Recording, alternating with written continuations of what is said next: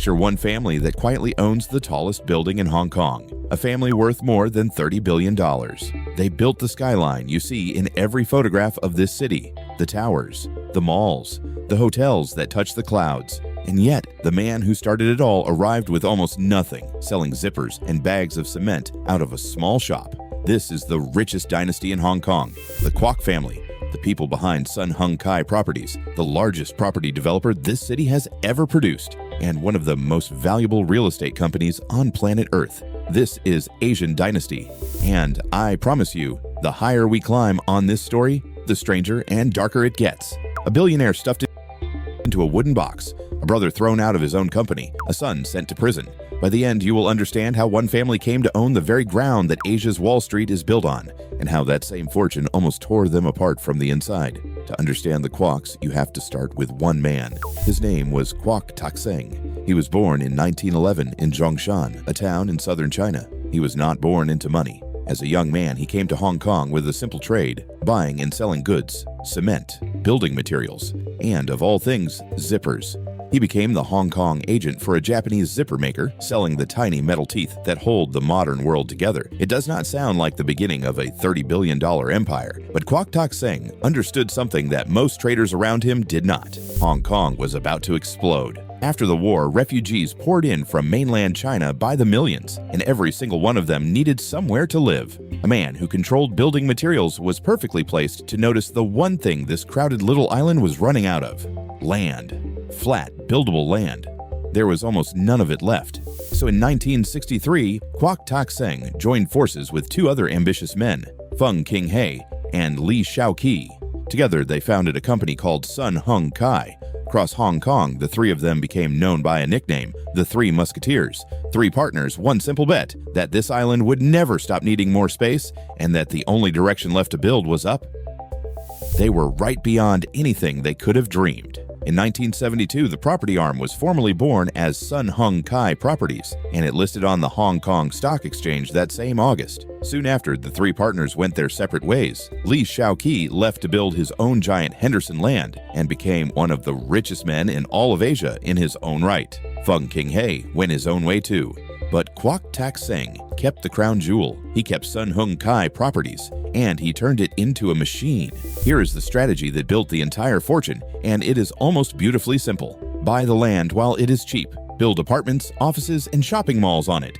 And then never sell the best of it. Keep it, rent it, and let the rivers of rent flow in year after year, forever. While other developers flipped buildings for quick cash, the Kwoks held on. They did not just build the city, they became the landlords of an entire city. By the time the empire was fully grown, Siu-hing Properties controlled a staggering amount of Hong Kong. Tens of millions of square feet of shopping malls, office towers, luxury apartments, and hotels. It grew into the largest property developer in the city and one of the most valuable real estate companies anywhere on Earth. When you spend money in Hong Kong, there is a very good chance you are standing on Kwok family ground. Now look up at the Hong Kong skyline, and you are looking straight at their work. The single tallest building in all of Hong Kong, the International Commerce Center, belongs to them. It rises 484 meters into the sky, 118 floors of glass and steel. Near the very top sits a Ritz-Carlton hotel and a swimming pool so high in the air that it holds the world record for the highest pool inside any building on the planet. Stand up there, and the whole city below looks like a glowing circuit board. This is what the title of this video really means. Asia's Wall Street.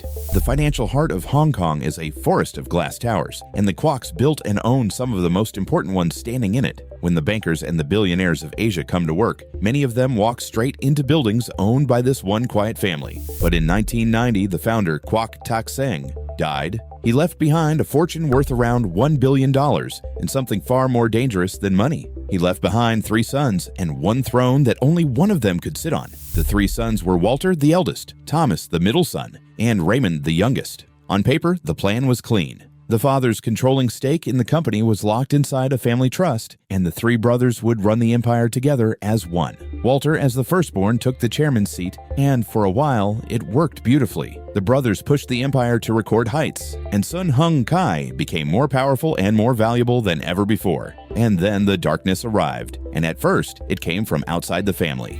In September of 1997, Walter Kwok, the chairman of one of the largest companies in Hong Kong, simply vanished. He had been kidnapped. The man who took him was a gangster named Chung Tse-kung, known across the city by a chilling nickname, Big Spender. He earned it by throwing away millions at the casino tables of Macau. What he did to Walter Kwok is almost too strange to believe. He took one of the most powerful men in Asia and he stuffed him into a wooden box, blindfolded, for 4 days, feeding him nothing but roast pork and rice while he waited for the money to arrive. The ransom he demanded was enormous, around 600 million Hong Kong dollars, and the family paid it. Here is the detail that shows you just how high up these people truly sit. Big Spender had done this before. A year earlier, he had kidnapped Victor Li, the son of Li Ka-shing, the richest man in Hong Kong, between those two abductions of 2 billionaire heirs. This single gangster collected what the record books still list as the largest kidnapping ransom in modern history. More than 200 million US dollars taken from the two most powerful families in Asia. Big Spender did not enjoy his fortune for long. He was arrested across the border in mainland China, sentenced to death, and executed by firing squad in December of 1998. Walter Kwok survived his 4 days in the box, but many believe those 4 days changed him forever and quietly began the cracks that would later split the family wide open. And we are now right in the middle of this story. So let me ask you something. If you still think that being worth $30 billion makes you safe, you have not been paying attention. If this is making you see the real price of this kind of wealth, tell me in the comments. Would you actually trade places with this family? Because what comes next is not a stranger with a gun. What comes next is the family turning on itself. For years, the three brothers ran the empire side by side, but by 2008, something had broken between them. The reason given to the public was gentle. Walter, the chairman, needed a leave of absence for personal reasons. The real reason was far messier. Walter had grown close to a woman who was not his wife, and he wanted to give her real power inside the company. His mother and his brothers were horrified. In February of 2008, Walter stepped aside. By May, he was formally removed as chairman of the very company his own father had founded, and the person who took the throne was not one of his brothers. It was their mother. Siu-hing, the widow of the founder, then already in her late 70s, walked back into that boardroom and took control of the entire empire for one reason only: to hold the family together. Do not ever underestimate this woman. Siu-hing is the quiet center of this whole dynasty. Through the family trust, she controls around 40% of Sun-hung Kai properties, a stake worth by recent estimates well over $15 billion. That alone makes her one of the richest women in all of Asia. For decades, she stayed almost invisible, raising the children and standing behind her husband. And then, the moment the men of the family began tearing each other apart, she was the one strong enough to step in and stop the bleeding. But the storm was still not over, because in 2014, the Kwok name was pulled into the biggest corruption trial Hong Kong had ever seen. Thomas Kwok, one of the brothers, was put on trial beside Raphael Hui, a man who had once been the number 2 official in the entire Hong Kong government, the chief secretary. The case gripped the whole city. Prosecutors said the Kwoks had funneled millions to Hui to keep him as their eyes and ears inside the government. The scheme at the heart of the trial involved around 34 million Hong Kong dollars, with Thomas Kwok found guilty of conspiring to pay millions to the official over several years in exchange for favor. When the verdict landed, it stunned everyone. Thomas Kwok, a billionaire, one of the most powerful businessmen in Asia, was found guilty and sentenced to 5 years in prison. The former government official was sentenced to 7.5. It was the highest level corruption conviction in the city's history. A man who helped own the Skyline now traded his tower for a prison cell, and yet somehow, the dynasty did not fall. This is the part that truly matters. Through the kidnapping, through the bitter feud, through the scandal, and the prison sentence, the empire kept standing tall. Walter Kwok passed away in 2018 at the age of 68, but the youngest brother, Raymond, steadied the ship, and he remains the chairman to this day. And a third generation has already stepped into the towers. Raymond's son and Walter's son now hold senior roles inside the company, learning to run the same machine their grandfather built from zippers and cement. Today, the Kwok family fortune is estimated at more than $30 billion, which makes them, by most measures, the single richest family in all of Hong Kong, as a family richer than even Li Ka-shing. And yet, they are not loud. They do not chase the headlines. They simply own the ground beneath the city. And they wait. So what is the real lesson hiding inside this story? It is this: the Kwoks did not get rich by selling. They got rich by keeping. Every single time the city grew, they already owned a piece of it. Every rent check, every lease, every shop inside their malls fed the same quiet machine, decade after decade. That is the difference between being wealthy and being a dynasty. Wealth is what you earn in your lifetime. A dynasty is what you refuse to ever let go of.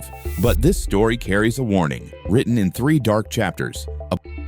box, a betrayal, and a prison cell, because the same fortune that can raise the tallest tower in a city can also paint a target on your back, turn the people who love you against each other, and tempt the most powerful men alive into the one mistake that brings them crashing down. The Kwoks learned that real wealth is not measured only by how high you can build. It is measured by whether the family can survive the height. That is the Kwok dynasty, the quiet family that owns the heart of Asia's Wall Street. If this story pulled you in, go watch the one we made about the richest Asian man in London and the strange empire he built from a town you have never heard of. And before you go, tell me this in the comments. Which fortune would you rather have? The one that makes you famous or the one that keeps you completely hidden? I am Asian Dynasty, and I will see you at the top.